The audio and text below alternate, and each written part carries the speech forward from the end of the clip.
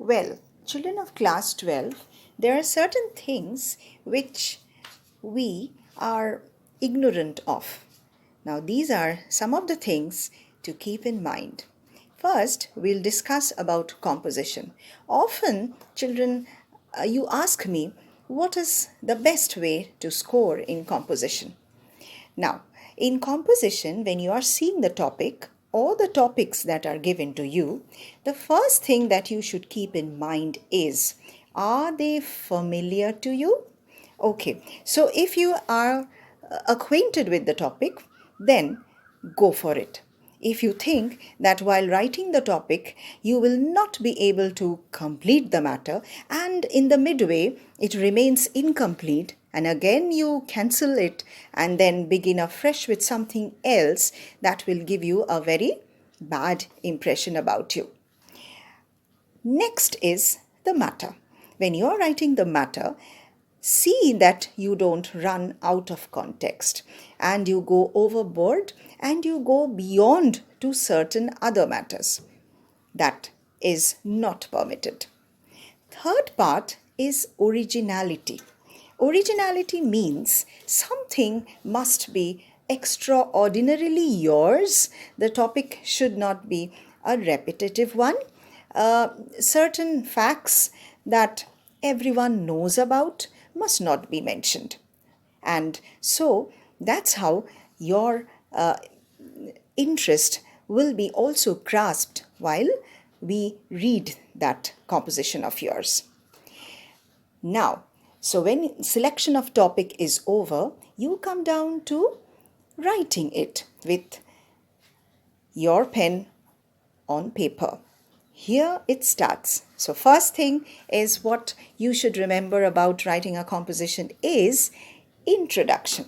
Now you're introducing the topic.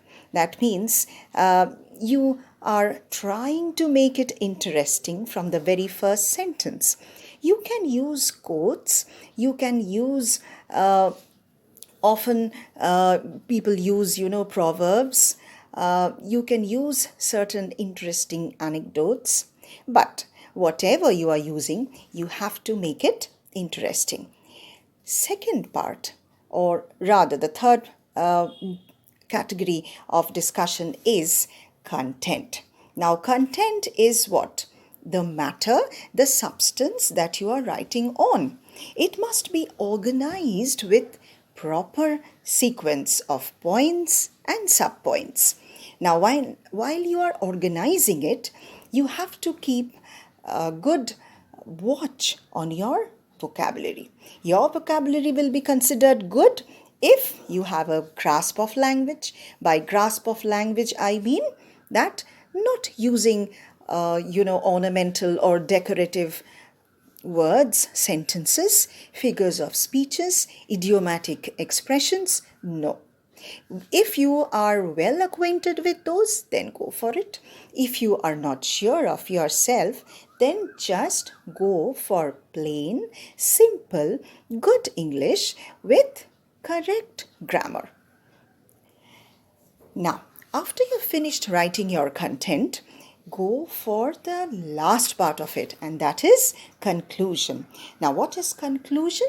You are rounding up your topic. Your topic ends up here. Your matter that you are writing will have a concluding part. Surely you cannot miss writing your conclusion. I have down the years seen essays, written, very well, essays which start very well, but they don't end up that well. Okay, that means you're not managing your time well. And so in conclusion, I repeat, you can use quotes as you have done it in the introduction, or maybe some of you will be doing it in the introduction.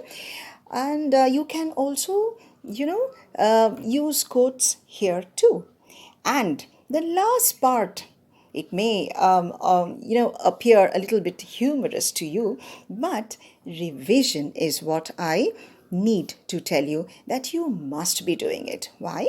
Because revision is the one which will give you or give your topic a closed examination or, a very correct approach to writing the composition. You must be revising whatever you have written.